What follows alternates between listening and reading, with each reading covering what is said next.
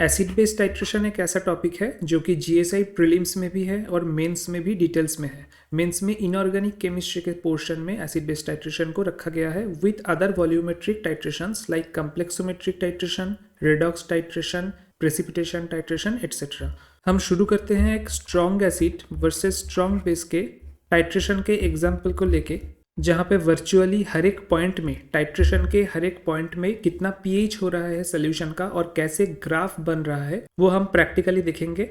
As strong acid हमने HCl को चुना है और एज स्ट्रॉन्ग बेस हमने NaOH को लिया है। यहाँ पे भी सेम सिनेरियो, बस लेफ्ट हैंड साइड और राइट हैंड साइड में डिफरेंस क्या है? डिफरेंस है कि लेफ्ट हैंड साइड में HCl को हमने एज एन एनालाइट और टाइट्रेंट ट्रीट कर रहे हैं, जबकि NaOH को एज टाइट्रेंट ट्रीट कर रहे हैं। और राइट हैंड साइड में एग्जैक्टली ऑपोजिट।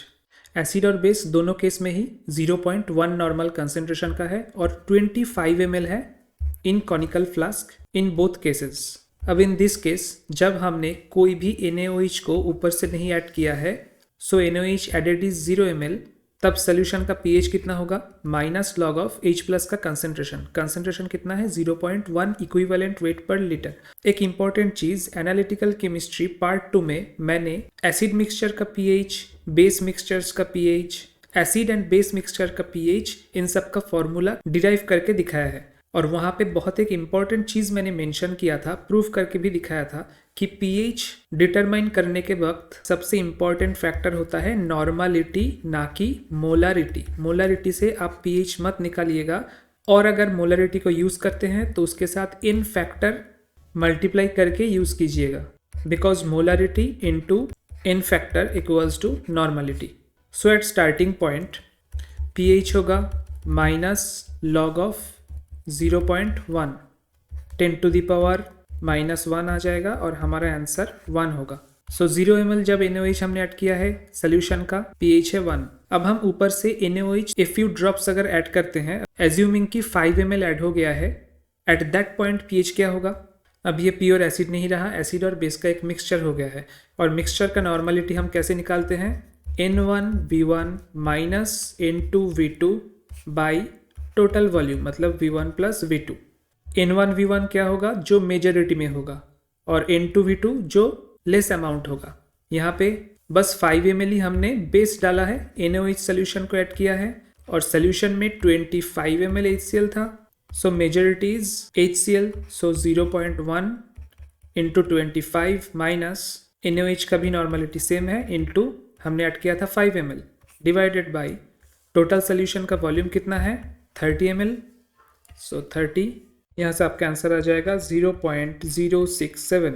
यह है सोल्यूशन का नॉर्मलिटी। तो pH होगा माइनस लॉग ऑफ नॉर्मलिटी, क्योंकि ये मेजॉरिटी में H प्लस आयन का कंसेंट्रेशन अभी भी है, बेस हमने बहुत ही कम ऐड किया हुआ है। So 0.067, it will come 1.17, so we will write 1.17। अब नेक्स्ट एज्यूमिंग कि हम 10 ml NaOH को ऐड किए हैं, तो आप सेम फॉर्मूला यूज़ करके देखोगे कि pH आएगा 1.37। देन अगर 20 ml को ऐड करें तो हमारा pH होगा 1.96। ऐसा कब तक चलेगा? जब तक ना हमारे पास इक्विवेलेंस पॉइंट आए। और वो कब आएगा?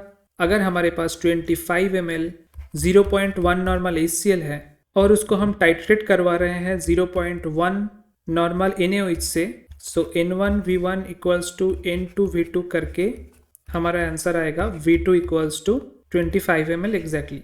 तो अगर हम 24.99 ml NaOH ऊपर से डाल चुके हैं, ऐसा एक सिनेरियो एज्यूम कर लेते हैं, तब कितना pH होगा?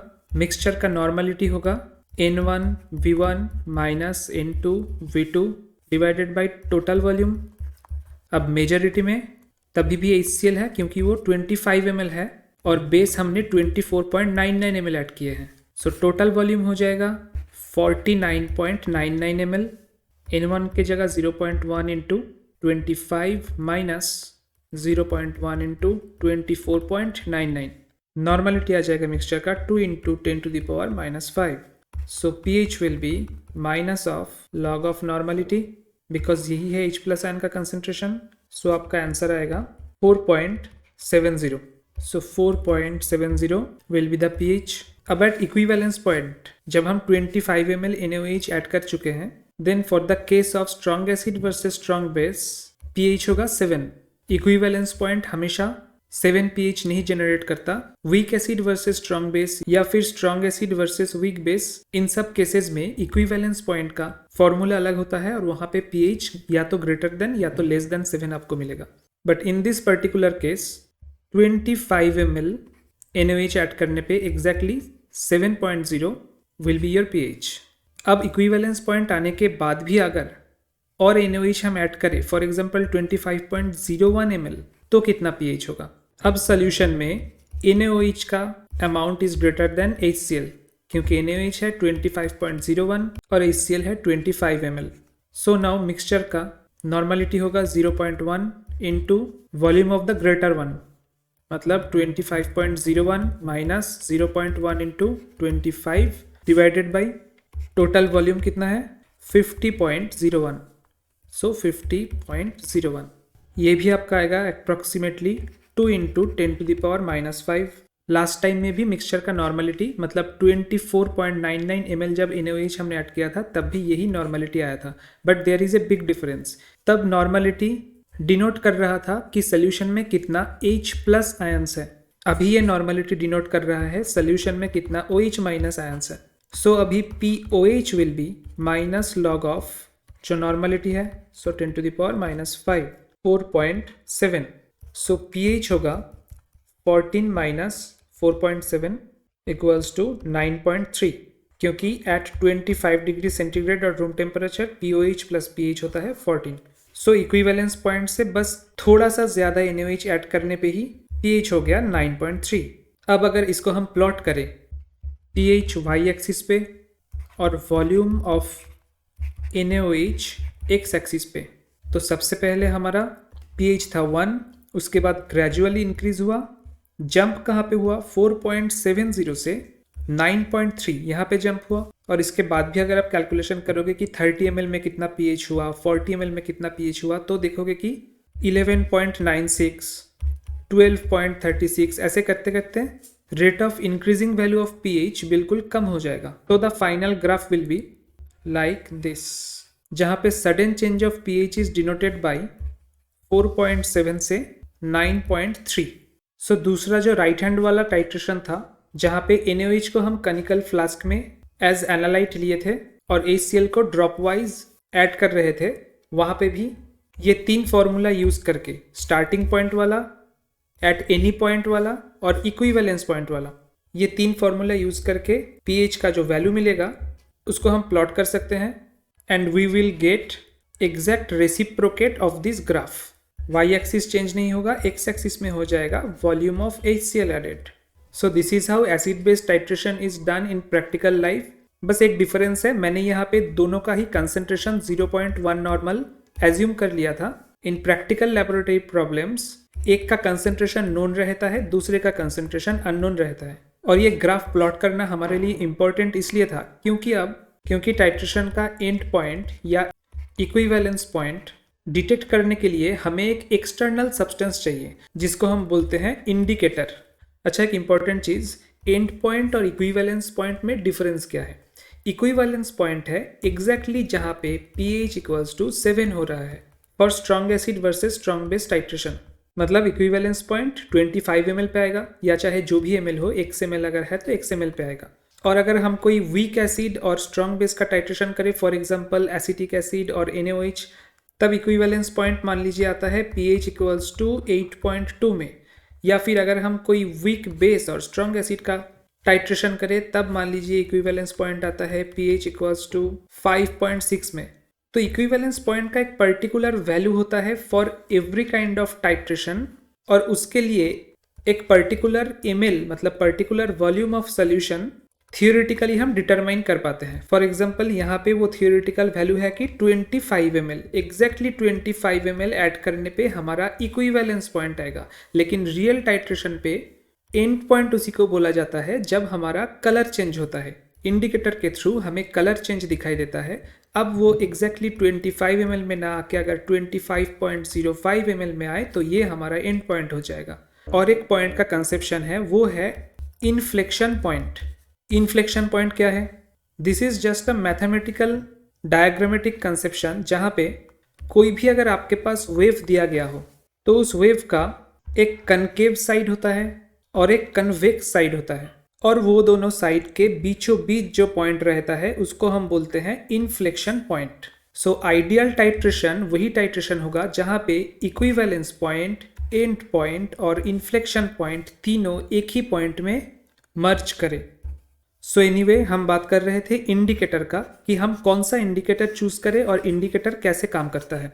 इंडिकेटर्स जनरली होते हैं या तो वीक एसिड या तो वीक बेस। फॉर एग्जाम्पल अगर हम एज्यूम कर ले कि HIN ये एक इंडिकेटर है तो ये डिफरेंट मीडियम में डिफरेंट फॉर्म में रहेगा। फॉर एग्जाम्पल HIN ऐसे फॉर्म में रहेगा एसिड मीडिया में, और IN माइनस ऐसे फॉर्म में रहेगा बेसिक या अल्कलाइन मीडिया में, क्योंकि जो H प्लस है वो अल्कलाइन मीडियम के OH माइनस के थ्रू कंज्यूम हो गया होगा। अब एसिड मीडिया में ये जो फॉर्म है HIN इसका एक अलग कलर होना चाहिए, और बेसिक मीडिया में ये जो फॉर्म है IN माइनस इसका डिफरेंट कलर होना चाहिए, ताकि जब ये शार्प चेंज आए pH में कि 4.7 से 9.3 हो गया, तब वो अपना कलर को तुरंत चेंज कर पाए और हमको इंडिकेट कर पाए कि रिएक्शन इक्विवेलेंस पॉइंट या एंड पॉइंट पे आ चुका है।